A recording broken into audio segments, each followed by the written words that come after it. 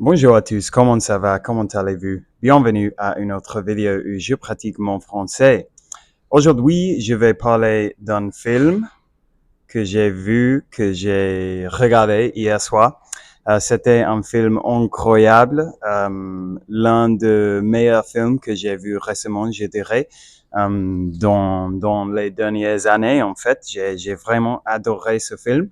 Et ce film, il s'appelle La Sociedad de la Nieve. C'est un film espagnol en fait. Donc en français, je suppose que le nom, le titre est La Société de la Neige, je suppose. Et c'est un film qui est réalisé par un réalisateur catalan qui s'appelle... Une seconde. J'aurais dû chercher ça avant de commencer. Qui s'appelle J.A. Bayona. Et cet film raconte l'histoire de la désastre qui s'est passé en 1972. Il y avait une équipe de rugby de Uruguay qui allait jouer contre Chile dans un jeu de rugby et ils ont pris l'avion de Uruguay à Chile et l'avion a choqué contre la montagne et évidemment beaucoup de gens ont mort là, mais je pense que comme la moitié de les personnes qui étaient dans l'avion ont survécu et ils ont fini par passer 72 jours là dans les montagnes. C'est une histoire totalement vraie et totalement incroyable. C'est vraiment très dur, très fort. Et avant de parler les détails du film, je veux dire simplement que je vais spoiler tout, ou pas tout, mais je vais spoiler plein de choses de ce film. Et je vous recommande vraiment chaleureusement de le regarder si vous êtes intéressé par cette histoire, parce que vraiment, c'était un film qui m'a touché totalement, et je l'ai trouvé horripilante. Je sais pas si ce mot existe, mais comme horripilante, mais en même temps inspirante, terrifiante, euh, euh, je sais pas, incroyable en gros. Donc, vous devriez le regarder avant de terminer cette vidéo si vous êtes intéressé, parce que c'est vraiment un film incroyable. Donc, en gros, comme j'ai dit, je vais spoiler l'histoire. Donc, après la chute de l'avion, il se réveille dans les montagnes. Et comme j'ai dit, comme la moitié de les personnes ont mort déjà. Et c'est la scène où l'avion tombe du ciel et donne un coup contre la montagne. Cette scène est vraiment terrifiante. C'est super. À mon avis, évidemment, je ne sais pas parfaitement, mais à mon avis, c'est une scène super réaliste qui donne plein de peur, qui fait plein de peur. Et l'avion, euh, il commence à passer par la turbulence et fait vraiment peur, parce que au début, les gars, l'équipe de rugby, ils rigolaient entre eux parce qu'ils sont tous très jeunes, entre 18 ans et 24 ans, je pense. Donc, il fait des blagues, il fait des oh, ça fait peur, blablabla. Mais à un moment donné, la turbulence devient super fort et tout le monde sont dans ces chaises, seats, comment on dit seats, les sièges, évidemment. Tout le monde est dans ces sièges et ils commencent à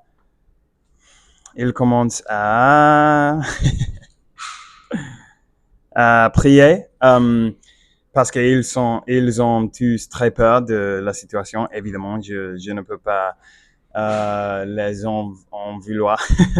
Et à un moment donné, l'avion choque contre la montagne. Ça, ce n'est pas correct, non? Une seconde. Ok, l'avion percute la montagne et ils font en deux. It splits in two. Ils se divisent en deux. Et je pense que probablement tous les gens qui étaient dans la partie arrière de l'avion, ils ont mort assez vite parce que cette partie de l'avion a tombé et on peut voir que quelques gens a tombé de l'arrière de l'avion quand il s'est divisé en deux. Donc, en gros, après ça, on voit que la plupart des gens qui étaient dans la partie devant de l'avion, ils se réveillent dans la neige et ils sortent et ils se rendent compte de la situation. Et c'est vraiment faux, c'est vraiment difficile à voir, surtout la scène où ils passent la première nuit, parce que ils sont tous dans l'avion et ils ont pilé les valises pour bloquer le froid et ils sont tous là-dedans en train de frissonner, c'est comme ça? Brrr, je sais pas. Frissonner peut-être. En train de frissonner et aussi il y a plein de monde qui sont en train de crier de douleur et il y a des gens qui sont en train de prier et c'est tout super lourd, super fort. Ça fait très peur, vraiment. Et quand j'ai regardé cette scène, je me suis mis dans les chasseurs de ces gens-là, et ça m'a fait vraiment, vraiment peur. Et en gros, ce qui se passe au cours du film, on voit qu'au début, les gens, ils essaient de contacter, de trouver un radio par exemple pour contacter quelqu'un pour les aider. Et ils ont du mal avec ça parce que le radio ne fonctionne pas très bien. Mais à un moment donné, ils font fonctionner la radio et ils écoutent que les gens qui sont en charge de chercher ces gens, ils ont décidé après comme 10 jours, je pense, d'arrêter la recherche, le quête et de résumer le quête en février, quand le glace aurait fondu. Je pense que j'ai inventé quelques mots là. Et cette scène est vraiment forte à voir parce que c'est là où tout le monde se rend compte que les secours ne viennent pas en fait et qu'ils doivent essayer de s'en charger de cette situation, d'échapper, de survivre toute seule. Et de plus en plus, il y a des gens qui ont des blessures qui meurent au cours de jour, non? Et c'est vraiment c'est vraiment marquant. C'est vraiment marquant tout ce qui passe dans ce film. Euh, et les acteurs sont littéral. Il n'y a pas un acteur faible dans tout le film. Tout le monde joue son rôle à la perfection, à mon avis. La mise en scène, les effets, je sais pas, le script et tout, c'est vraiment incroyable. Et ce qui se passe, c'est que à un moment donné, ils se rendent compte que s'ils ne commencent à manger quelque chose, ils vont tous mourir, sans aucun doute. Donc, ils décident de commencer à manger le corps de les morts. Euh, et donc, il fait ça et c'est vraiment une décision très difficile pour eux parce qu'évidemment, ils sont les corps de ses amis, de ses familles et de tout ça. Mais il le fait et avec ça, évidemment, il commence à avoir d'énergie à nouveau et il décide de chercher l'autre partie de l'avion, la partie derrière de l'avion. Donc, il fait un petit expédition non, pour le chercher. Trois gars le fait. Et ils le trouvent et il y a une batterie là qu'ils peuvent utiliser pour faire fonctionner l'autre radio pour qu'ils puissent se mettre en contact avec les secours, les autres personnes. Ils essaient de faire ça et il réussit de faire fonctionner la radio, mais malheureusement, il ne peut pas contacter personne parce que ça, le micro, je pense, ne fonctionne ou quelque chose comme ça. Il y a eu quelques parties du film que je n'avais pas compris très bien parce que c'est tout en espagnol. Et j'ai compris comme 95%, je dirais, mais évidemment, il y a quelques mots que je ne connaissais pas, mais bon. Et au fond, ce qui se passe, trois gars trois gars se faisent volontaires, non? Des volontaires se faisent volontaires, je sais pas comment dire ça, mais pour faire une randonnée, pour essayer de trouver quelqu'un pour les aider. Mais ils sont conscients du fait qu'ils sont au tout milieu de Los Andes, les montagnes, et que c'est peu probable qu'ils vont pouvoir trouver qui que ce soit. Mais ils le font et ils font une randonnée, une promenade de 10 jours dans les montagnes. Et au final, ils sont en train de boire quelques eaux d'une rivière. Et il y a un gars qui apparaît et il y a un gars qui apparaît avec un cheval. Et comme vous pouvez imaginer, d'ici là, les deux gens qui ont fait le randonnée, ils vont avec le gars et le cheval et ils organisent le secours pour sauver le reste des gens qui ont resté dans l'avion. Et ça, c'est toute l'histoire. Évidemment, il y a plein de détails que je n'avais pas dit. Il y a beaucoup de scènes très terrifiantes, très inspirantes, où les gens parlent entre eux sur les vies, de les vies, de ce qu'ils vont faire si est-ce que au final il se fait sauver.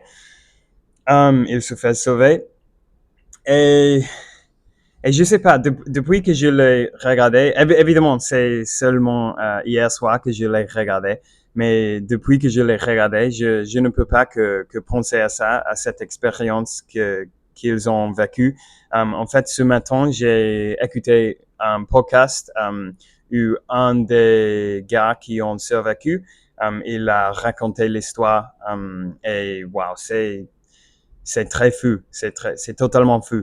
Je ne peux pas croire qu'ils ont survécu, qui que ce soit en fait, quelqu'un, parce que le film, je pense qu'il fait un vrai bon travail en nous montrant la désespération de la situation, parce ils ont vraiment au milieu de in the middle of nowhere. Comment dire in the middle of nowhere en français? Je sais pas. Au milieu de nulle part. Au milieu de nulle part. Et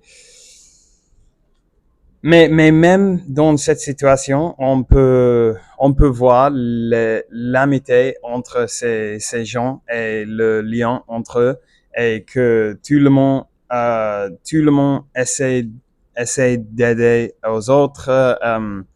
Et même si le film est super difficile à voir, on voit aussi que des gens, quand les gens sont dans des situations si difficiles, c'est vraiment incroyable ce qu'ils peuvent faire pour aider les autres, pour survivre, pour tenir le coup, et tout ça. Et ça, cette film m'a vraiment remarqué, je dirais. Et il y a un autre film qui s'appelle Alive, je sais pas comment on dit, Vivant, mais je ne pense pas que ça c'est le nom en français, mais qui était qui a été fait dans la passée, qui raconte la même histoire. Mais on m'a dit que ce nouveau film, La Société de la Neige, c'est mieux, mais que l'original, c'est très bon aussi. Donc, je veux le voir, en fait, parce que cette histoire me fascine totalement. Et en fait, à ce moment-là, je suis un peu en mode de consommer de contenu, des films, des séries, des podcasts, sur des gens qui ont survécu à des situations terrifiantes et horribles. L'autre que j'ai regardé l'autre jour, un podcast qui raconte l'histoire de le USS Indianapolis, qui est un bateau qui, durant la Deuxième Guerre mondiale, a été percuté, je sais pas, par un torpedo, et 900, 900 gens ont fini par être dans l'eau, dans la mer, et ils ont passé 5 jours là, en train de flotter dans l'eau, et beaucoup de gens ont été mangés par des requins, et plein de gens aussi ont mort pour le soleil, pour boire de l'eau de mer et tout ça. Donc, cette histoire, c'est vraiment fort aussi, et je vous recommande de lire la page sur Wikipédia sur ça. C'est le USS Indianapolis. Et après avoir écouté cette histoire, j'avais envie de consommer plus de choses de ce genre. Donc, c'est pour ça que j'ai décidé de regarder La Société de la Neige. Donc, je pense que ça c'est tout. Toutes mes pensées. C'est un film vraiment inspirant, incroyable, terrifiant, horrible à voir, dur à voir, mais vraiment, ça vaut le coup. Ça vaut la peine de voir. Mais sache avant que ce n'est pas facile à voir. C'est assez intense, je dirais. Et pour moi aussi, que j'ai peur de voler, j'ai peur des avions. Ça a été difficile à voir parce que wow, la chute de l'avion, ça m'a fait vraiment peur. Mais bon, c'est bien. Ça ne m'a pas. Je suis conscient que ça, c'est quelque chose qui est arrivé il y a beaucoup de temps et depuis là, on a fait plein d'améliorations avec les avions et tout ça. Donc, j'essaie de ne pas avoir peur quand je vais ou quand je vole. Mais je l'ai, c'est comme ça. Mais bon, ça y est pour aujourd'hui. Merci d'avoir regardé la vidéo. Merci d'avoir passé ce petit moment avec moi. Si est-ce que vous avez vu déjà la Société de la Neige, s'il vous plaît, dites-moi dans les commentaires. Ça me ferait un plaisir de lire tes pensées, ou vos pensées sur le film. Et si vous voulez me soutenir sur Patreon, vous pouvez trouver le lien dans la description. Et j'espère que vous êtes tous en train de passer un très bon lundi. Et on se reparle demain, mes très chers amis. Ciao, ciao.